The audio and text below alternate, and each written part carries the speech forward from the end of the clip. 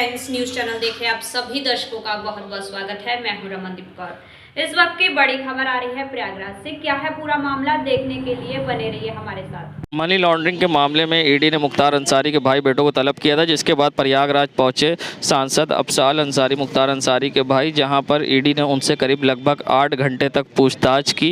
अफजाल अंसारी ने इस पर सरकार पर गंभीर आरोप लगाए हैं और निशाना भी साधा है और सरकारी एजेंसियों का दुरुपयोग करने की भी बात कही है और महंगाई के मुद्दे पर भी सरकार को घेरा है और 2024 का मुद्दा बताया है। क्या कुछ कहा है अफजाल अंसारी ने इस पूरे मामले पर, आइए सुनाते हैं आपको। 10 बजे आया और अभी 6 बजे और 8:30 से ज़्यादा हो गया। तो किस मामले में क्या पूछताछ हुई है यहाँ पर? नोटिस करो यार है और परिवर्तन मुंह से नीचे करो यार, परिवर्तन निदेशालय किस बारे में जांच करो यार। जी, अघोषित संपत्ति के, अघोषित आय के, क्या पूछा गया? उन्होंने जो पूछा हम जो दे सकते थे जवाब। किस तरीके के जवाब हुए, किस तरीके के सवाल हुए, किस तरीके के सवाल हुए थे? सवाल किस तरह के हो सकते हैं? किस तरह के सवाल हो सकते हैं? क्या लग रहा है किस तरीके आय के अज्ञात स्रोतों के बारे में पूछा। जो ITR आपका फाइल हुआ है वो मांगा, दे दिया। 2010 से 2021-22 तक का दे दिया।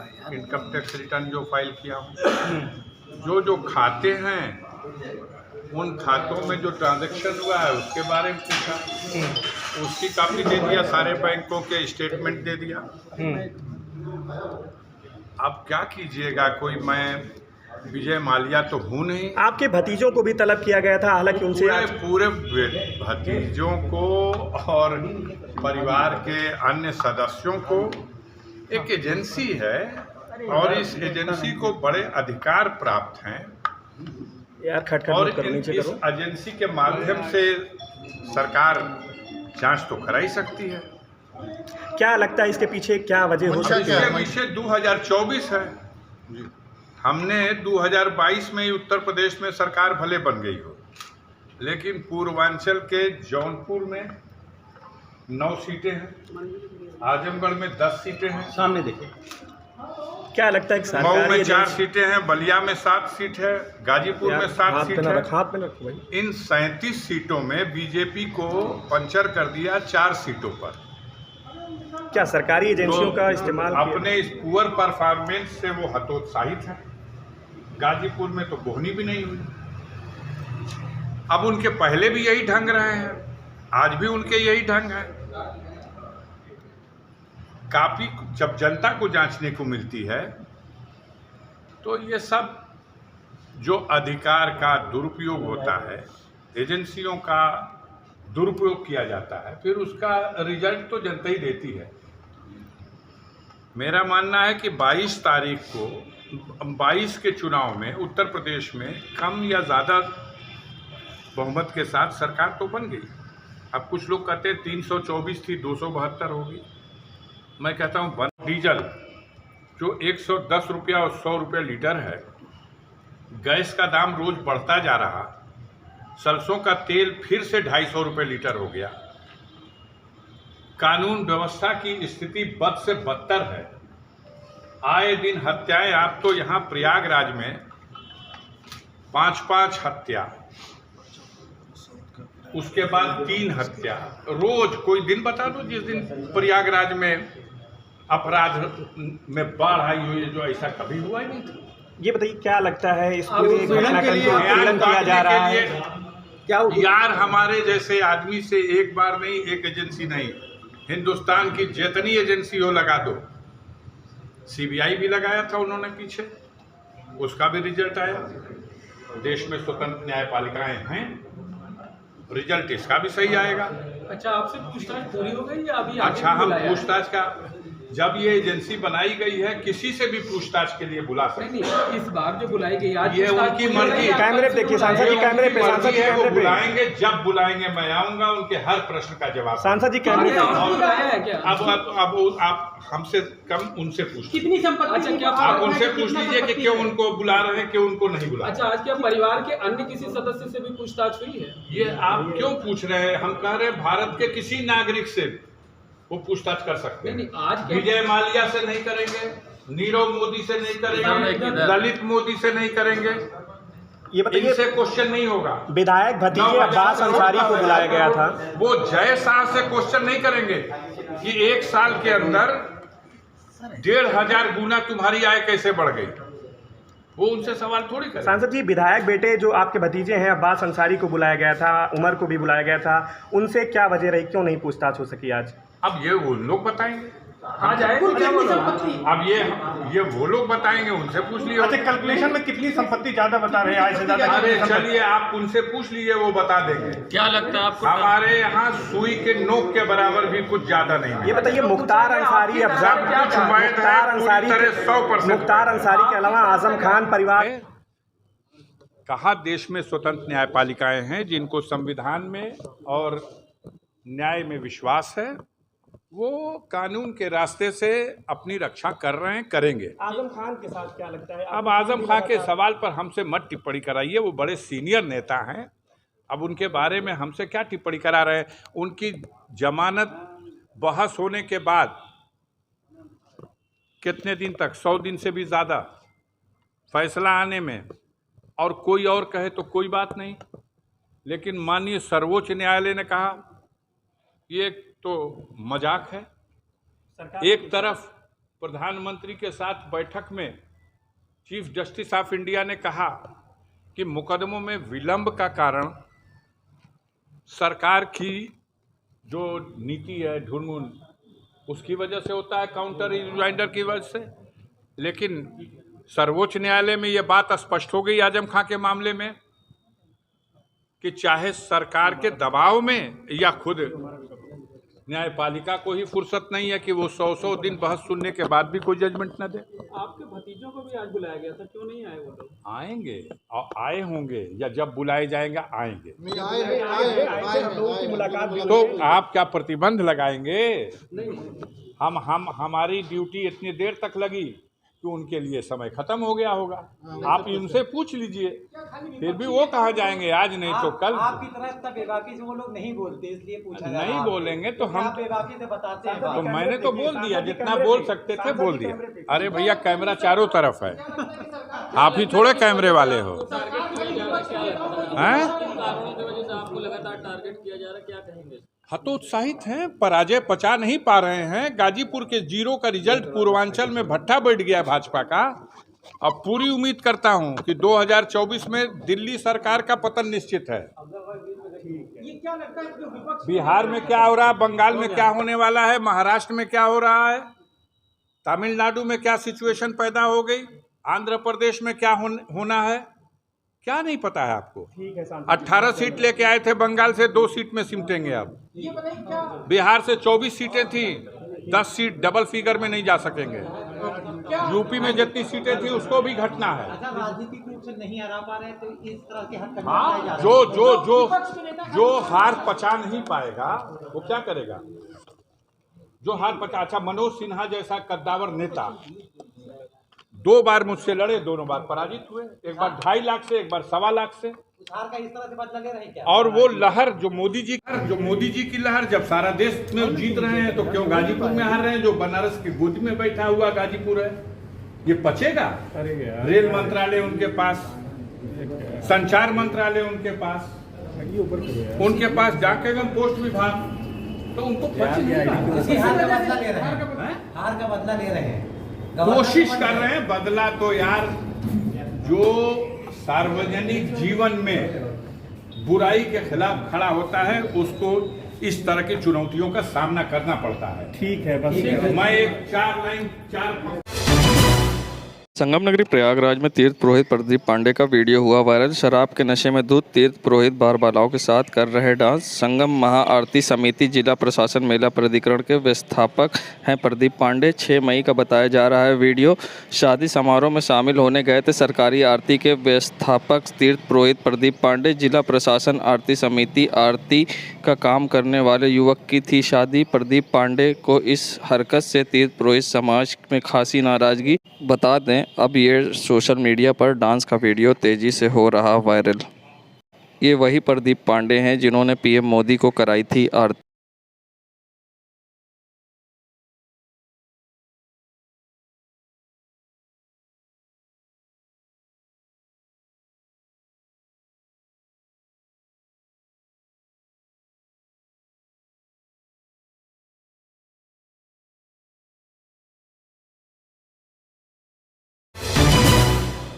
जहां गर्मी ने अपना विकराल रूप धारण कर लिया है, ऐसे में बड़े बूढ़े और अब बच्चे भी परेशान हैं। ऐसे में डायरिया, बुखार व डिहाइड्रेशन जैसी समस्याओं से बच्चे जूझते हैं। में बच्चों का बचाव गर्मी में किस तरह से किया जाए और किस तरह से बच्चों को सुरक्षित रखा जाए, इस पर क्या कुछ कहना है डॉक्टर्स का। किस तरह से गर्मी में बच्चों का करें बचाव, बुखार, डिहाइड्रेशन और डायरिया से उनको बचाएं। डायरिया अगर हो जाती है तो बच्चे में डिहाइड्रेशन सबसे जल्दी होता है, जो उनके लिए ज़्यादा मुश्किल परक होता है। बच्चों को बार बार पानी पिलाने से और साथ में नमक, नींबू, चीनी पानी, जिसको कहते हैं कि एक होममेड ORS सॉल्यूशन है, इसको ज़्यादा से ज़्यादा मात्रा में पिलाया जाए तो इससे बच्चों में डिहाइड्रेशन नहीं होने पाता। टट्टी अगर हो भी रही है तो टट्टी धीरे धीरे ठीक तो होगी, 3-4 दिन में ठीक हो जाती है, लेकिन अगर डिहाइड्रेशन होता है तो बच्चे के लिए ख़तरनाक होता है। और सब डिहाइड्रेशन पर विशेष ध्यान रख करके ओरल हाइड्रेशन सॉल्यूशन पिला करके, ज़्यादा से ज़्यादा मात्रा में पानी पिला करके, शिकंजी पिलाकर, मट्ठा पिलाकर, ये नारियल का पानी दे करके, इन सब से बच्चे के डिहाइड्रेशन को कम किया जा सकता है। और डिहाइड्रेशन अगर कम रहता है तो बच्चे की जनरल कंडीशन ठीक होने लगती है, जो लिथार्जीनेस है वो ठीक होने लगती है, बच्चा चैतन्य होने लगता है, चटक दिखने लगता है। अगर बच्चा चटक चैतन्य दिख रहा है और 4 बार टट्टी कर भी देता है तो उससे उतनी परेशानी नहीं होती। और धीरे धीरे डायरिया सेल्फ लिमिटिंग डिजीज़ होती है, डायरिया के बैक्टीरिया पेट से निकल जाते हैं तो डायरिया रुक जाती है। साथ में बच्चों को जिंक का सलूशन अगर दें तो जल्दी रिकवरी होती है। इन सब के चलते कुछ दवाइयों की भी ज़रूरत पड़ती है। अगर ज़्यादा मात्रा में डायरिया हो रहा है तो नज़दीकी डॉक्टर से संपर्क करें और दवा लेकर के उनका जल्द उपचार करें। लेकिन लगभग 90% बच्चे ओरल रिहाइड्रेशन सॉल्यूशन से ठीक हो जाते हैं। डायरिया के साथ साथ जो दूसरी बीमारियां बच्चों में ज़्यादा घर कर रही हैं वो बुखार का है। बुखार के साथ साथ बुखार दिमाग पे चढ़ जाता है, जिसको दिमागी बुखार बोलने लगते हैं। और कभी कभी बिना दिमागी बुखार के भी बच्चों में झटके आने लगते हैं, जिसको बोलते हैं कि सिंपल कन्वल्जन है। तो अगर सिंपल कन्वल्जन भी आ जा रहा है तो भी हाई ग्रेड फीवर से होता है। बुखार तेज़ न बढ़ने पाए तो कन्वल्जन नहीं आएगा। बुखार को रोकने के लिए ठंडे वातावरण में रखना, ठंडी हवा में रखना, इन सारी प्रक्रियाओं से बच्चों का टेम्परेचर इतना ज़्यादा नहीं बढ़ने पाता कि उनकी शरीर डैमेज हो, उनके टिश्यू डैमेज हो। साथ में अगर उनको पैरासीटामॉल की खुराक दे दी जाए तो उनका बुखार जल्दी उतर जाता है। अगर एक दो दिन में बुखार नहीं उतर रहा है तो नज़दीकी स्वास्थ्य केंद्र से संपर्क करके उनको, बच्चों को बुखार की दवा दिला करके उनको स्वास्थ्य लाभ दिया जा सकता है। लेकिन सबसे ज़्यादा जो इमीडिएट फ़ायदा होता है वो शरीर की पुछाई से, शरीर को ठंडा करने से, ठंडे वातावरण में रखने से, उनको धूप में बचाने से मिलता है। हाँ, मैं doctor RS Dubey, senior consultant, Motilal Nehru divisional hospital, Prayagraj. CM Yogi के द्वारा कान्हा गौशाला बनाने के बावजूद सड़कों पर घूम रहे आवारा गौवंश के सवाल पर विश्व हिंदू परिषद के राष्ट्रीय प्रवक्ता ने क्या कुछ कहा, आइए सुनाते हैं आपको। बिल्कुल आप ठीक कह रहे हैं। देखो, आम समाज और सरकार दोनों मिल करके इस काम को आगे बढ़ाएंगे, लगता है गौवंश की रक्षा हो पाएगी। आज आवश्यकता इस बात की कि गाय जो दूध नहीं देती है वो भी बहुत लाभप्रद है। आज कोई भी व्यक्ति गाय छोड़ना नहीं चाहता है, लेकिन अगर उसके गोबर का उत्पादन, उसके गौमूत्र से जो कीटनाशक दवाइयाँ बनाने का काम है, और गोबर से कुछ ये बनती हैं, खाद बनती है, ऊर्जा के लिए कुछ बनता है, और वो इतना हो जाए ताकि गौवंश पाला जा सके, तो मुझे लगता है सरकार को इस प्रकार की कोई योजनाएं चलानी चाहिए ताकि कोई भी किसान अपनी गाय अर्थाभाव के कारण उसको न छोड़ना पड़े। ये हो जाएगा तो बड़ी मात्रा में जो गाय छोड़ने के लिए आज विवश हैं लोग, वो छोड़ना बंद कर देंगे। आज आवश्यकता इस बात की कि गाय जो दूध नहीं देती है वो भी बहुत लाभप्रद है। आज कोई भी व्यक्ति गाय छोड़ना नहीं चाहता है, लेकिन अगर उसके गोबर का उत्पादन, उसके गौमूत्र से जो कीटनाशक दवाइयाँ बनाने का काम है, और गोबर से कुछ चीज़ें बनती हैं, खाद बनती है, ऊर्जा के लिए कुछ बनता है, और वो इतना हो जाए ताकि गौवंश पाला जा सके, तो मुझे लगता है सरकार को इस प्रकार की कोई योजनाएं चलानी चाहिए ताकि कोई भी किसान अपनी गाय अर्थाभाव के कारण उसको न छोड़ना पड़े। और जो थोड़ा बहुत बच जाती हैं तो सरकार ने जो योजनाएं चलाई हैं कि हम गौपालन के लिए छोटे छोटे केंद्र बनाएंगे, हर ब्लॉक में बनाएंगे, तो वो बनाएंगे तो गौरक्षण उससे हो पाएगा और उसको ठीक ढंग से, प्रशासनिक ढंग से उस कार्य की पूर्ति की जाए तो आपको सड़क में गौवंश नहीं दिखाई पड़ेगा। नगरी प्रयागराज में विश्व हिंदू परिषद काशी प्रांत की आज प्रसार प्रचार बैठक का आयोजन हुआ, जिसमें विश्व हिंदू परिषद के राष्ट्रीय प्रवक्ता विजय शंकर तिवारी व अन्य वीएचपी कार्यकर्ता मौजूद रहे, जहां प्रसार प्रचार को लेकर चर्चा हुई, किस तरह से काम करना है और किस तरह तक लोगों तक कार की योजना पहुंचानी है। आइए सुनाते हैं क्या कुछ कहना है इस पर राष्ट्रीय प्रवक्ता का। नहीं, ये तो प्रचार प्रसार की हमारी सांगठनिक बैठक थी। इसमें जो हमारे कार्यकर्ता हैं उनको बार बार एक चर्चा करनी पड़ती है, जैसे हर संगठनों में होती है कि अपने काम का विस्तार, अपने काम का लोगों तक उसका प्रचार होना चाहिए, लोगों तक उसका लाभ मिलना चाहिए। क्योंकि विश्व हिंदू परिषद बजरंग दल के सेवा सुरक्षा संस्कार के रूप में काम करता है। लाखों लाख लोगों की अपना रक्त देकर लोगों की जान बचाता है, लाखों गौवंश की रक्षा करता है, लौ जिहाद से माताओं बहनों को बचाता है।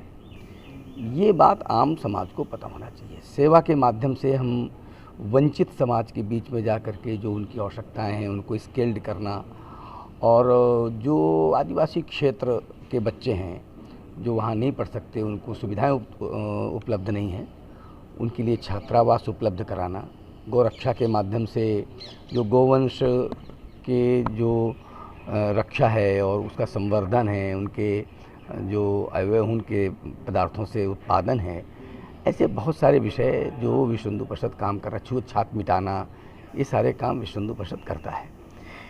इनके काम की रोशनी गांव तक पहुंचनी चाहिए ताकि आम समाज का आम व्यक्ति भी उससे प्रभावित हो और उसका लाभ उठा सके। संगम नगरी प्रयागराज एसएसपी प्रयागराज द्वारा बड़ी फेरबदल की गई है, जहां एसएसपी प्रयागराज अजय कुमार ने 372 मुख्य आरक्षी, महिला आरक्षी, कंप्यूटर ऑपरेटरों का तबादला किया है। बता दें, थाने स्तर पर अब तक का सबसे बड़ा तबादला किया गया है प्रयागराज में, जहां 372 आरक्षी, मुख्य आरक्षी, महिला आरक्षी व कंप्यूटर ऑपरेटर का तबादला किया गया है। बेहतर पुलिसिंग कानून व्यवस्था को चुस्त दुरुस्त रखने के लिए उठाए गए कदम तत्काल प्रभाव से किया स्थानांतरित। प्रयागराज तीर्थों के राजा तीर्थराज प्रयाग के यमुना किनारे तक्षक तीर्थ मंदिर, जो कि बड़ा शिवाला के नाम से जाना जाता है, कहा जाता है कि जो यहाँ पर भगवान शिव के दर्शन कर ले उसे सांप के डसने से पूरा परिवार मुक्त हो जाता है। और सबसे बड़ी बात है, ये तक्षक तीर्थ विश्व का इकलौता तीर्थ स्थल है। बता दें, अब पर्यटन विभाग ने इसे पर्यटन स्थल में शामिल किया है और इसका कायाकल्प होने जा रहा है, जिसके बाद तक्षक तीर्थ के पीठाधीश्वर रविशंकर जी महाराज ने सरकार के फैसले का स्वागत किया है। और साथ ही उन्होंने कहा है कि अगर काशी कॉरिडोर की तरह तक्षक तीर्थ कॉरिडोर बन जाए तो बहुत अच्छा होगा। और उन्होंने मांग करते हुए क्या कुछ कहा है, आइए सुनाते हैं आपको। बहुत अच्छा, ये स्वागत के योग्य है। इसके लिए मैं सरकार को धन्यवाद देता हूँ और अपेक्षा रखता हूँ, क्योंकि जैसे काशी में विश्वनाथ हैं उसी प्रकार से प्रयागराज में विश्वनाथ तक्षक तीर्थ हैं। और प्रयागराज की कोई भी पंचकोसी यात्रा बिना तक्षक तीर्थ दर्शन के पूरी नहीं होती, चाहे अंतर्वेदी, मध्यवेदी, बहिर्वेदी कोई भी परिक्रमा हो। तो इस तीर्थ के में खाली और इसका कॉरिडोर का स्वरूप दिया जाना चाहिए, ताकि संख्या, जब सब भक्तों की संख्या बढ़ती है, भक्त लोग आते हैं पंचकोसी यात्रा करें तो यहाँ सुगमता से आ सकें। और इसको 60 फीट रोड से कनेक्ट किया जाए, ताकि फिर इधर से ही भक्तजन उधर ललिता देवी, वनखंडी महादेव, ये सब आसानी से जा सके, शहर के भटकाव से बच के। क्योंकि तीर्थयात्री अधिकतर बाहर का होता है, उसको ज़्यादा भटकना ना पड़े, उसके लिए ये मार्ग सुगम है। निश्चित ही तक्षक तीर्थ कॉरिडोर बनना चाहिए, जिससे कि सबका तीर्थ के विकास के साथ सबका विकास हो, सबका उत्थान हो, ऐसी मेरी कामना है। करछना में 3 तारीख को हुई चोरी का पुलिस ने सफल अनावरण किया है। साथ ही एसपी यमुना पार ने प्रेस वार्ता करते हुए 3 मुजरिमों को मीडिया के सामने पेश करते हुए घटना का खुलासा किया है, जिसमें चोरी के सामान भी बरामद किए हैं, जिसमें चोर संग एक सुनार को भी गिरफ्तार किया है, जिसमें चोरी करने वाले 2 अभियुक्त को पुलिस ने गिरफ्तार किया, जिसमें हिमांशु पांडे, रंजीत पाल व विश्वनाथ सोनी को पुलिस ने गिरफ्तार कर अब न्यायिक अभिरक्षा में भेज दिया है। जनपद प्रयागराज के थाना करछना पर 6 मई 2022 को एक सूचना प्राप्त हुई थी कि एक व्यक्ति निशांत पांडे जो कि दिल्ली में कार्यरत हैं और यहाँ पर उनकी माँ अकेले रहती हैं, श्रीमती इंदिरा पांडे। वो आंगनवाड़ी कार्यकर्ता हैं और काफ़ी संपन्न परिवार हैं इन लोगों का, और इसी कारण से इनके घर पर काफ़ी आभूषण और कैश रखा हुआ था जो कि चोरी कर लिया गया है कुछ अज्ञात लोगों के द्वारा। जब ये लोग एक शादी समारोह में सम्मिलित होने के लिए जनपद गाजीपुर में गए हुए थे, तत्काल इस सूचना पर अभियोग पंजीकृत कर थाना करछना पुलिस और हमारी जो क्राइम ब्रांच और फील्ड यूनिट है, ये सभी मौके पर पहुंची। उच्चाधिकारीगण द्वारा भी मौका मुआयना किया गया तथा एक व्यक्ति हिमांशु पांडे, उसका नाम प्रकाश में आया, जो कि सीमा पांडे का लड़का है। और जो सीमा पांडे हैं ये ग्राम पनासा की ही रहने वाली हैं, और जो पीड़िता हैं इसमें जो पीड़ित परिवार है श्रीमती इंदिरा पांडे, उनके यहाँ पर ये एक सहायक के रूप में पिछले कई वर्षों से कार्य कर रही हैं, वहाँ पर रह कर के नौकरी करती हैं, और इनका पालन पोषण भी इंदिरा पांडे जी के परिवार द्वारा किया जाता है। उन्हीं के लड़के हिमांशु पांडे जो कि 19 वर्ष का है, उसके द्वारा रात का फ़ायदा उठा करके छत पर लगी एस्बेस्टस सीट जो टूटी हुई थी उससे प्रवेश करके घर में अलमारी तोड़ करके काफ़ी महंगे कीमत के आभूषण चोरी करके लेते गया था अपने साथ, जिसे आज गिरफ्तार कर लिया गया है और न्यायिक अभिरक्षा में भेजा जा रहा है। जहां ज्ञानवापी को लेकर अब फिर से एक बार विवाद गर्मा गया है, और अब जहां सर्वे टीम ज्ञानवापी परिसर में जांच सर्वेक्षण के लिए गई थी, जिसके बाद कुछ लोगों ने प्रदर्शन भी किया था, जिसे अब लेकर सियासत गरमाई हुई। ऐसे में राष्ट्रीय सामाजिक न्याय मोर्चा के संस्थापक व अधिवक्ता आरिफ इकबाल ने दोनों पक्षों से अपील की है, और क्या कुछ कहा है उन्होंने अपील करते हुए हम आपको बताएंगे। साथ ही उन्होंने ये भी कहा है कि जिस तरह से कमिश्नर अपॉइंट हुए हैं वो जांच करेंगे, उसके बाद आप अपील कर सकते हैं, इसलिए किसी को विवाद खड़ा करने की ज़रूरत नहीं है। और क्या कुछ कहा है उन्होंने इस मुद्दे पर, आइए सुनाते हैं आपको। कमिश्नर कोर्ट के आदेश से ज्ञानव्यापी के परिसर में कल गई थी, तो हम दोनों पक्षकारों को ये कहेंगे कि सर्वे कमिश्नर को जो कोर्ट कमिश्नर अपॉइंट हुआ है, क्योंकि कभी कभी कमिश्नर गलत रिपोर्ट भी देता है और कमिश्नर की रिपोर्ट सुप्रीम कोर्ट तक चैलेंज होती है। कई केसों में हुआ कि कमिश्नर ने प्रॉपर्टी को आइडेंटिफाई किया बिना कहीं और की रिपोर्ट दे दिया, तो उसको पक्षकारों ने चैलेंज किया। बाद में दोबारा कोर्ट कमिश्नर अपॉइंट हुआ, फिर उसने उसको दूसरी जगह को दिया। तो एक केस में कभी कभी दो अलग अलग कमिश्नरों की रिपोर्ट आती है। ऐसे केसेस में मैंने हाई कोर्ट तक और सुप्रीम कोर्ट तक भी देखा है कमिश्नर की रिपोर्ट को चैलेंज होते हैं। तो मैं इस चैनल के माध्यम से दोनों पक्षकारों से कहूँगा कि आप अगली तिथि जो नियत है उसमें 2 एडवोकेट कमिश्नर अपॉइंट करवाएं, क्योंकि दोनों कमिश्नरों की रिपोर्ट अलग अलग अगर आई तो इसका मतलब वहाँ पे कुछ कन्फ्यूजन है, डिस्प्यूट है। तब इस पर एक कमेटी गठित हो जाएगी, उस पर कमेटी सर्वे करके रिपोर्ट जो भी कोर्ट में देगी, कोर्ट का फैसला होगा। चूँकि रिवीजन कोर्ट है, फिर हाई कोर्ट है, सुप्रीम कोर्ट, तमाम अदालतें चैलेंज होगी। तो हमारा इस चैनल के माध्यम से पक्षकारों से यह है कि आप एक कमिश्नर नहीं, इसमें 2 कोर्ट कमिश्नर अपॉइंट करवा के अगली तिथि पे और उनसे रिपोर्ट तलब की जाए, पूरे सर्वे करा के, तब आगे जो न्यायालय फैसला करेगा वो आगे देखा जाएगा।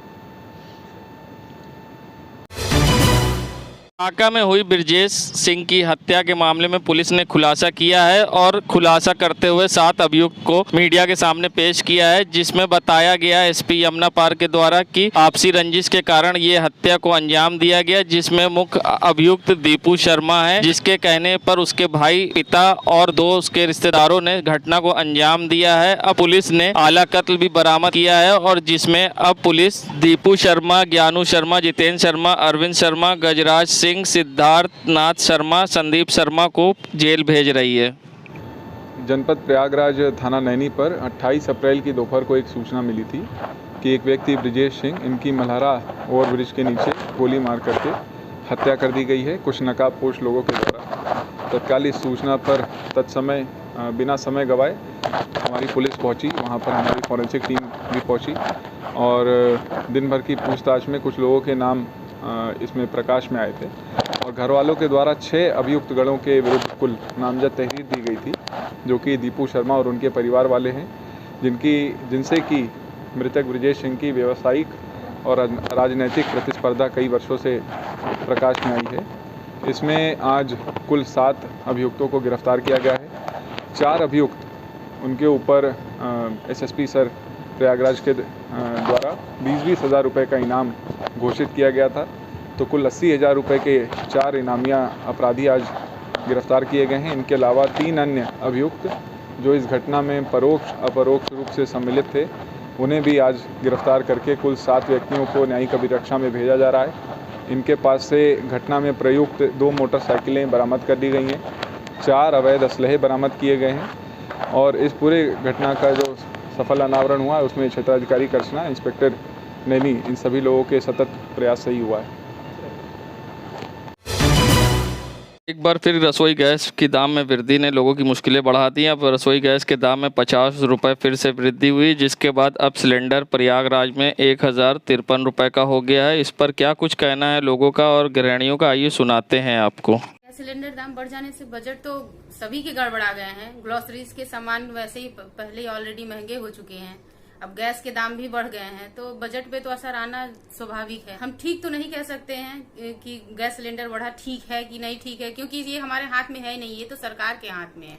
सरकार से बस हम यही कह सकते हैं कि सरकार कोई ठोस कदम उठाए, इस समस्या से मुक्ति मिले। श्वेता शुक्ला, मनफोटमैन। बजट बढ़ने से महंगाई देखते हुए समस्याएं तो बहुत सी हैं, पर महंगाई सरकार ध्यान नहीं दे रही इस शब्दों का कि बजट सर कैसे चलेगा और जनता कैसे जिएगी। इतनी महंगाई होती जा रही, सरकार ध्यान नहीं दे रही। सरकार को ध्यान देना चाहिए और बजट पर कंट्रोल करना चाहिए। सब्सिडी की जो गैस को दे रही है और भी, अब महंगाई कम करने के लिए यही उपाय है कि अब सरकार को ध्यान दे जनता के लिए, उसके सब्सिडी वापस करे और भी समस्याओं को सॉल्व करे बस, और उसके लिए ठोस कदम उठाए बस। और विनोद कुमार यादव।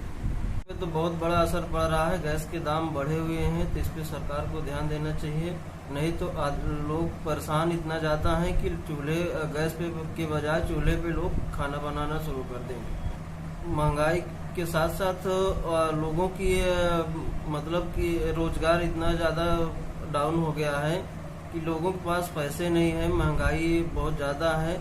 इस पे सरकार को ध्यान देना चाहिए। महंगाई कम करने के लिए सरकार को उचित कदम उठाना चाहिए और ये जो सिलेंडर महंगा हो रहा है, इस पे जो लोगों को जो सब्सिडी दी जा रही थी, सब्सिडी जो बंद कर दी गई है, सब्सिडी चलाना चाहिए। Jitendra Kumar. Civil line police ने चलाया सघन चेकिंग अभियान। एसएसपी प्रयागराज के निर्देशन पर सिविल लाइन पुलिस ने हॉट स्टॉप चौराहे, सुभाष चौराहे व अन्य क्षेत्रों में चलाया चेकिंग अभियान व किया पैदल गश्त। साथ ही गाड़ी में ब्लैक फिल्म लगा कर घूम रहे लोगों पर कार्रवाई की और गाड़ी से ब्लैक फिल्म हटवाई और साथ ही चालान भी किया। बता दें, यातायात नियमों का उल्लंघन कर रहे लोगों का सिविल लाइन पुलिस ने चालान भी किया व एसएसपी प्रयागराज के निर्देशन पर सिविल लाइन पुलिस ने क्षेत्र में किया पैदल गश्त। संगम नगरी प्रयागराज की कर्नलगंज पुलिस को मिली बड़ी कामयाबी, जहां कर्नलगंज पुलिस ने अवैध बम के साथ 2 युवक को किया गिरफ्तार। बता दें, प्रयागराज एसएसपी अजय कुमार द्वारा अपराधियों के खिलाफ चलाए जा रहे अभियान में एसपी सिटी दिनेश कुमार सिंह व CO2 के निर्देशन पर कर्नलगंज थाना प्रभारी ने मुखबिर की सूचना पर शाकिब व शारिक को किया गिरफ्तार। अब पुलिस इनके खिलाफ विस्फोटक अधिनियम के तहत कार्रवाई कर न्यायालय में पेश कर भेज रही जेल। संगम नगरी प्रयागराज की कैंट पुलिस को मिली बड़ी कामयाबी, जहां कैंट पुलिस ने 4 अभियुक्तों को किया गिरफ्तार। बता दें, प्रयागराज एसएसपी अजय कुमार के द्वारा अपराधियों के खिलाफ चलाए जा रहे अभियान में एसपी सिटी दिनेश कुमार सिंह व CO2 के निर्देशन पर कैंट थाना प्रभारी ने मुखबिर की सूचना पर अनिल, पिंटू, नीलेश, कमल को किया गिरफ्तार। अब कैंट पुलिस इनके खिलाफ विधिक कार्रवाई कर न्यायालय में कर रही पेश। देश दुनिया की खबरों के लिए world media times news channel को सब्सक्राइब करें।